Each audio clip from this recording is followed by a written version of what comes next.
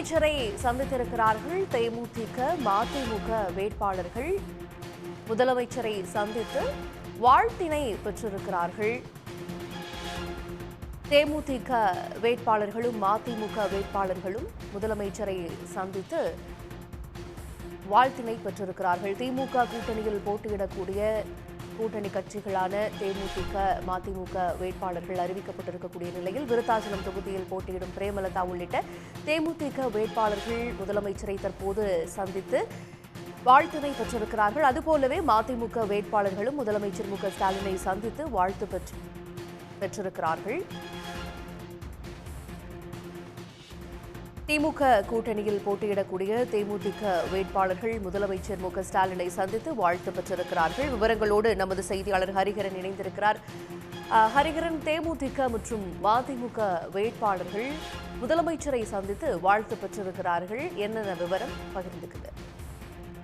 சட்டப்பேரவை தேர்தல் நடைபெற உள்ள நிலையில திமுக மற்றும் திமுக கூட்டணி கட்சிகள் நேற்றைய தினத்துல வேட்பாளர் இறுதி செய்து வேட்பாளர் பட்டியலை அதிகாரப்பூர்வமாக நேற்றைய தினம் அறிவித்திருந்தது. இன்றைய தினம் அந்தந்த கட்சி அலுவலகங்களில் அறிமுக கூட்டம் நடைபெற்று அதன் பின்னர் சென்னை அண்ணா அறிவாலயத்தில் கூட்டணியின் தலைவர் முதலமைச்சர் மு.க.ஸ்டாலின் அவர்களை நேரில் சந்தித்து தங்களது வேட்பாளர்களை அறிமுகப்படுத்தி வாழ்த்துக்களை பெற்று வருகின்றனர்.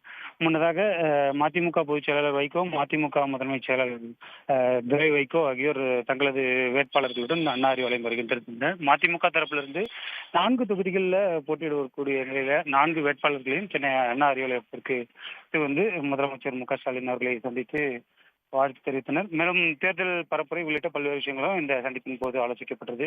அதனைத் தொடர்ந்து தற்போது தேமுதிக பொதுச் செயலாளர் விஜயகாந்த், தேமுதிக பொருளாளர் சுதீஷ் ஆகியோர் தங்கள் கட்சியில் அறிமுகம் செய்யப்பட்டிருக்கக்கூடிய 10 வேட்பாளர்களில் 9 வேட்பாளர் விஜய் பிரபாகர் மட்டும் கட்சி பணிகளில் வேறு வெளியூரில் இருக்கக்கூடிய நிலையில் அவரால் வர இயலாத சூழல்ல 9 வேட்பாளர்களும் சென்னை அண்ணா அறிவாலயத்தில் முதலமைச்சரை சந்தித்து வாழ்த்துக்களை பெற்று வருகின்றனர்.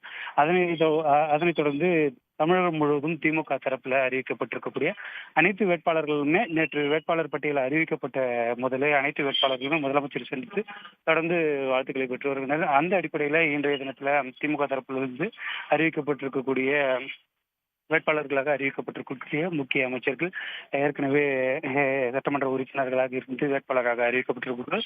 புதிதாக வேட்பாளராக அறிவிக்கப்பட்டிருக்கிறோர் என பல்வேறு வேட்பாளர்கள் முதலமைச்சரை சந்தித்து தொடர்ந்து வாழ்த்துக்களை பெற்று வருகின்றனர். தற்போது தேமுதிக தரப்பில் அறிவிக்கப்பட்டிருக்கக்கூடிய வேட்பாளர்கள் வாழ்த்துக்களை பெற்று வருகின்றனர்.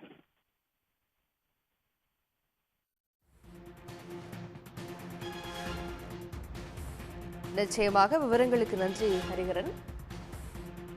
திமுக கூட்டணியில் போட்டியிடக்கூடிய கூட்டணி கட்சிகளான தேமுதிகவும் மதிமுகவும் தங்களது வேட்பாளர்களை அறிவித்திருக்கக்கூடிய நிலையில் முதலமைச்சரை சந்தித்து வாழ்த்து பெற்றிருக்கிறார்கள்.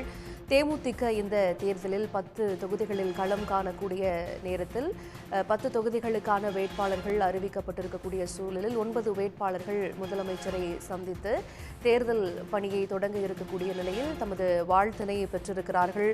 அதுபோலவே மதிமுக கட்சி திமுக கூட்டணியில் 4 இடங்களில் போட்டியிடுகிறது. அதில் 3 தொகுதிகளில் உதயசூரியன் சின்னத்தில் போட்டியிடுவது குறிப்பிடத்தக்கது. இந்த நிலையில் முதலமைச்சர் மு.க.ஸ்டாலினை சந்தித்து அந்த வேட்பாளர்களும் வாழ்த்தினை பெற்றிருக்கிறார்கள். விருத்தாச்சலம் தொகுதியில் போட்டியிடுகிறார் பிரேமலதா விஜயகாந்த். அவர் உட்பட கட்சியினுடைய வேட்பாளர்கள் அனைவரும் இந்த கூட்டணிக்கு தலைமை தாங்கிற முதலமைச்சரை சந்தித்து வாழ்த்து பெற்றனர். உடனுக்குடன் செய்திகளை தெரிந்து கொள்ள சன் நியூஸ் பெல் ஐகானை கிளிக் பண்ணுங்க.